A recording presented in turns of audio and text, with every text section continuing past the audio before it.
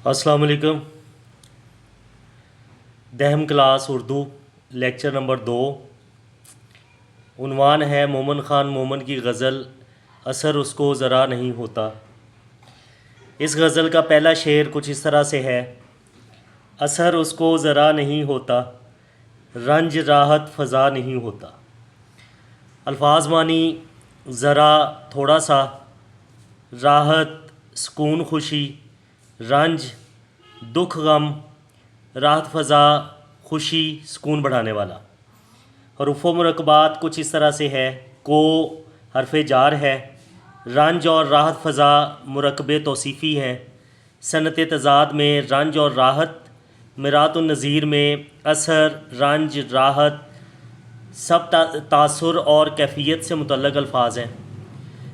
शेर का मफ़हूम कुछ इस तरह से है कि शायर कहते हैं कि महबूब पर मेरे गम का कोई असर नहीं होता, ना गम बढ़ता है ना राहत मिलती है। ये बेरुखी और बेहिसी का इजहार है। शायर महबूब की बेतनाई पर शिकवा कर रहे हैं। शेर की तशरीह में हवाला के लिए शेर है ज़हीर देहलवी साहब का। चाहत का जब मज़ा है कि वो भी हूँ बेकरार, दोनों तरफ हो आग बराबर लगी हुई। गज़ल का दूसरा शेर है ज़िक्र अग़ियार से हुआ मालूम, हरफ ना से बुरा नहीं होता। अल्फाज मानी हैं ज़िक्र तज़किरा, अग़ियार गैर लोग, मालूम होना पता चलना, हर्फ बात कौल, बुरा नहीं होता गलत नहीं होता, ना से नसीहत करने वाला। हरूफ व मुरकबात कुछ इस तरह से हैं कि से हरफ जार है, ज़िक्र अग़ियार और हरफ ना से मुरकब इजाफ़ी हैं। कनाया ज़िक्र अग़ियार से मुराद महबूब की बेवफ़ाई है। सनत तज़ाद बुरा नहीं बुरा। शेर का मफ़हूम कुछ इस तरह से है कि शायर कहते हैं कि जब दूसरों का ज़िक्र हुआ तो मुझे मालूम हुआ कि नसीहत करने वाले का कहा बुरा नहीं था। यानी लोग पहले ही बता रहे थे कि महबूब बेवफ़ा है, मगर मैं नहीं माना था। तशरीह के हवाले में शेर है खुर्शीद रिज़वी साहब का। जब कभी ख़ुद को ये समझाऊं कि तू मेरा नहीं, मुझ में कोई चीख उठता है नहीं ऐसा नहीं। गज़ल का तीसरा शेर है तुम हमारे किसी तरह ना हुए, वरना दुनिया में क्या नहीं होता। अल्फाज मानिए तुम मुराद महबूब है, किसी तरह किसी सूरत, ना हुए ना बन सके, दुनिया जहां आलम क्या नहीं होता, सब कुछ हो जाता है। इम्कान की नफ़ी के साथ ताकीद की गई है।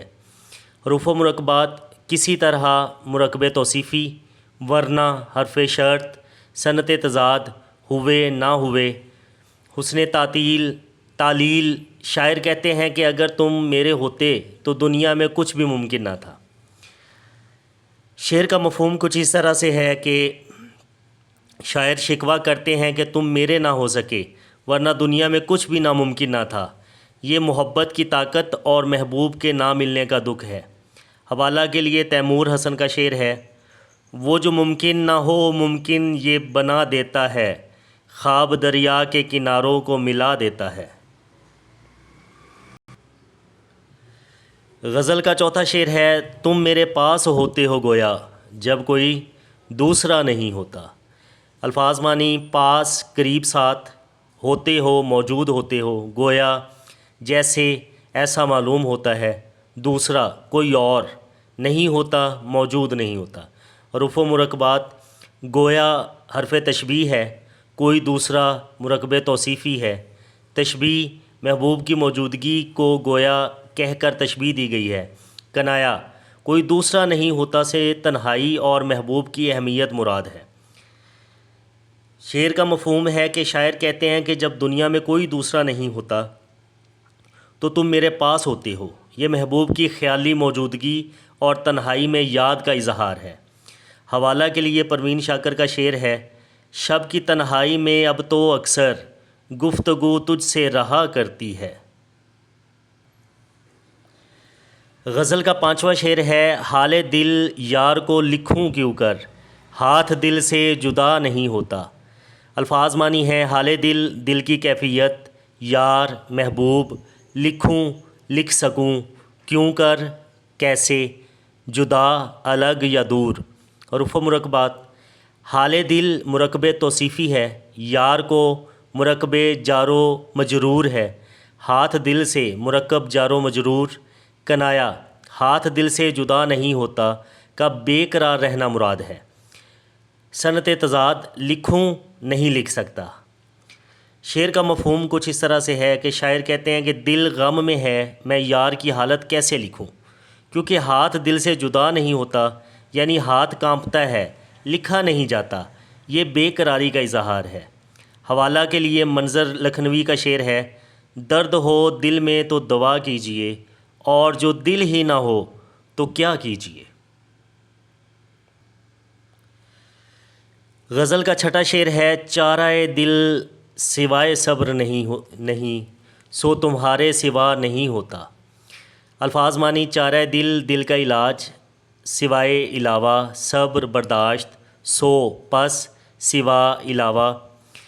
حروف مرکبات، چارہ دل مرکب اضافی ہے، سوائے صبر مرکب جار و مجرور ہے، تمہارے سوا مرکب جار و مجرور ہے۔ صنعت تضاد، صبر بے صبری۔ مرات النظیر، چارہ، صبر، سوا سب علاج اور بے بسی سے متعلق ہیں۔ مفہوم، شاعر کہتے ہیں کہ دل کا علاج صرف صبر ہے، اور صبر بھی صرف تمہارے سوا کچھ نہیں، یعنی محبوب ہی صبر کا سبب اور صبر کا موضوع ہے۔ حوالہ کے لیے میر تقی میر کا شعر ہے، صبر تھا ایک مون سے ہجراں سو وہ مدت سے اب نہیں آتا۔ آخری شعر نمبر 7، کیوں سنے عرض مضطر اے مومن صنم آخر خدا نہیں ہوتا۔